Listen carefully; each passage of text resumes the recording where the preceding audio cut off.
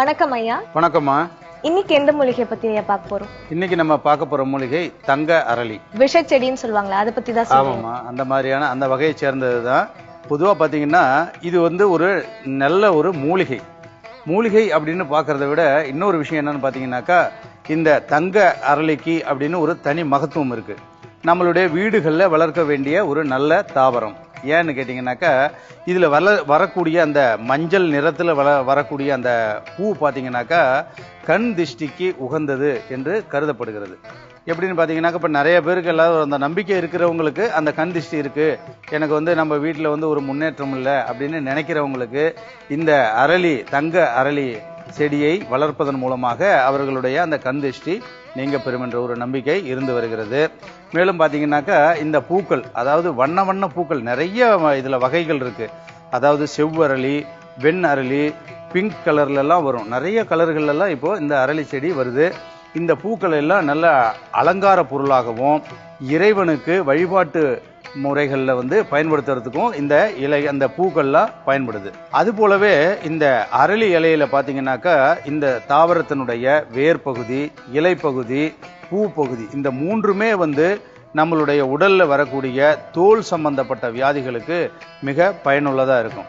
இப்போ பார்த்தீங்கன்னா நிறைய பேருக்கு இந்த ஆறாத புண்கள், அதாவது எந்த மருந்து போட்டாலுமே ஆற்ற முடியல அப்படின்னு இருக்கக்கூடிய புண்களுக்கு இந்த வேர் பகுதியை நன்றாக அரைத்து தேங்காய் எண்ணெயில் காய்ச்சி அந்த புண்ணில் தடவுவதன் மூலமாக அந்த புண்ணெல்லாம் ஆறிடும்.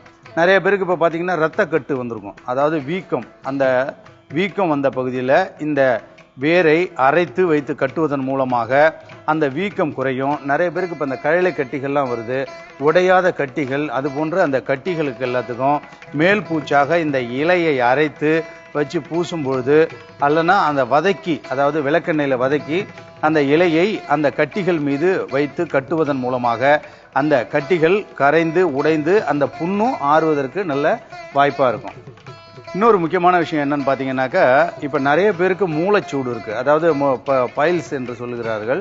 அந்த வெளிமூலம் என்று சொல்லக்கூடிய அந்த மூல நோய் உள்ளவர்களுக்கு இதை புட்டு அவியலாக, அதாவது இந்த அரளி இலையை புட்டு அவியலாக செய்து சிறு சிறு துண்டுகளாக நறுக்கி அது புட்டு அவியலாக செய்து அந்த அவித்த இலையை நன்றாக கசக்கி ஒரு வெற்றிலை மீது வைத்து ஆசன வாயில் கட்டுவதன் மூலமாக அந்த ஆசன வாயில் வந்திருக்கக்கூடிய புண்கள், மேலும் பார்த்தீங்கன்னாக்கா நிறைய பேருக்கு குழி புண் என்று சொல்லுவார்கள், அதாவது ரொம்ப நாள் ஆகி ஆறாமலேயே இருக்கக்கூடிய அந்த குழி புண்களுக்கும், சில பேருக்கு பார்த்தீங்கன்னாக்கா அந்த பால்வினை சம்பந்தப்பட்ட நோய்கள், அதனால வரக்கூடிய புண்கள், அதை ஆற்றுவதற்கும் இந்த அரளி இலை மிகவும் பயனுள்ளதாக இருக்கும்.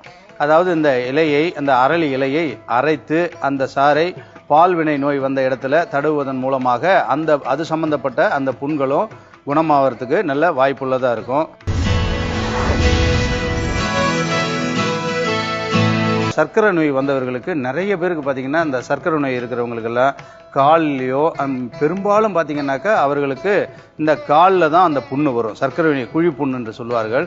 ஒரு சின்ன கொப்பளமாக வரும், அது அப்புறம் உடஞ்சிரும், அது ஆறாமல் ரொம்ப நாள் ஆகிடும். அந்த சர்க்கரை நோய் நிறைய பேருக்கு பார்த்தீங்கன்னா அந்த விரல் எடுத்துருவாங்க, அது ஆறாமல் விட்டு ரொம்ப நாள் அதை நடக்க முடியாமல் கஷ்டப்பட்டு அதில் நீர்லாம் வடிஞ்சு அந்த மாதிரி கஷ்டப்படுறவங்களுக்கு இப்போ நம்ம எப்படி இந்த அரளி பூவை வைத்து அதற்கு தேவையான மருந்து தயாரிக்கலாம் அப்படிங்கிறத பற்றி பார்க்க போகிறோம். சரிங்க ஐயா.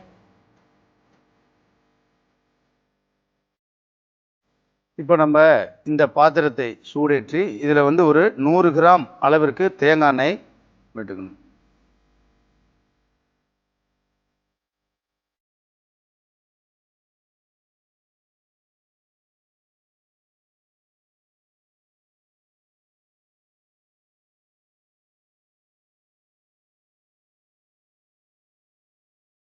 இப்போ இந்த எண்ணெய் நல்லா சூடாயிடுச்சு. இதில் பார்த்தீங்கன்னாக்கா இந்த அரளி பூவை நம்ம போட்டு காய்ச்சணும்.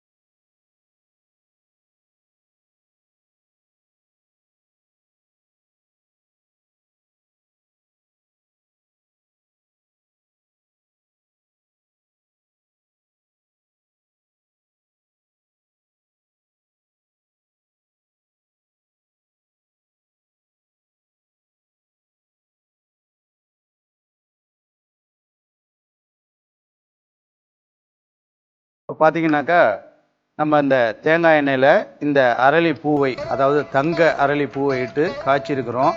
இது பார்த்தீங்கன்னா இப்போ இந்த எண்ணெயும் வந்து நல்ல கலருக்காக வந்துருச்சு, பொன் நிறமாக மாறிடுச்சு. இதை காய்ச்சும் பொழுது மிக கவனமாக காய்ச்ச வேண்டும். காய்ச்சுகின்ற பாத்திரங்களை பிறகு உபயோகிக்கும் பொழுது நன்றாக கழுவிட்டு உபயோகிக்க வேண்டும். ஒவ்வொரு முறை நீங்கள் இந்த இதை பயன்படுத்தும் போதும் கையெல்லாம் நல்லா சுத்தமாக கழுவிக்குங்க. ரொம்ப ஜாக்கிரதையாக பயன்படுத்தணும். அதுபோல் இந்த எண்ணெயை நம்ம உபயோகிக்கும் போது உபயோகித்த பிறகு குழந்தைகளுக்கு, அதாவது சிறு குழந்தைகள் கையில் படாத இடத்துல நம்ம வச்சுக்கணும். நம்மளுமே கூட இதை தடவிக்கிட்டு சுத்தமாக கையை கழுவிக்கணும். ரொம்ப ஜாக்கிரதையாக பயன்படுத்தணும். ஏன்னா விஷம் உள்ளது, இருந்தாலும் நம்மளுடைய அந்த புண்களை எல்லாம் ஆற்றக்கூடிய தன்மை உள்ளதால் இந்த மூலிகை நமக்கு நல்ல பயனுள்ளதாக இருக்கும்.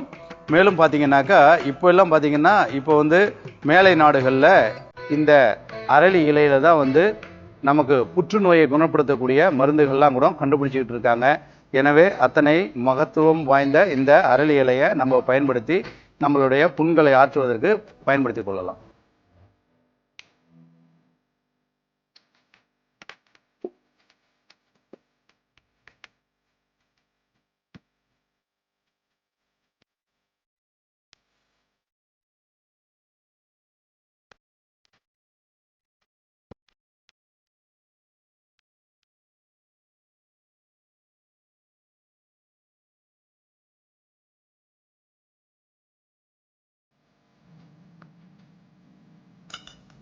இப்போ இந்த தேங்காய் எண்ணெய் அரளி பூவிட்டு காய்ச்சி எடுத்திருக்கிறோம். இது ஒரு தைலம், அதாவது தங்க அரளி பூவினுடைய தைலம் காய்ச்சிருக்கிறோம். இந்த எண்ணெய் தைலத்தை நம்மளுடைய குழி புண்கள், சர்க்கரை நோயால் வந்த புண்களுக்கு, ஆறாத புண்களுக்கு இதெல்லாம் நம்ம தடவணும் அப்படின்னு சொன்னாக்கா தோல் சம்பந்தப்பட்ட நோய்களுக்கும் குணமாகக்கூடிய வாய்ப்பா இருக்கும். தங்க அரளி தைலம் தயாரிக்கும் முறை: ஒரு பாத்திரத்தில் தேங்காய் எண்ணெய் ஊற்றி அது நன்கு கொதி வந்ததும் அதில் தங்க அரளி பூக்களை மட்டும் போட்டு பழுப்பு நிறம் வரும் வரை காய்ச்சி வடிகட்டி எடுத்தால் தங்க அரளி தைலம் தயார்.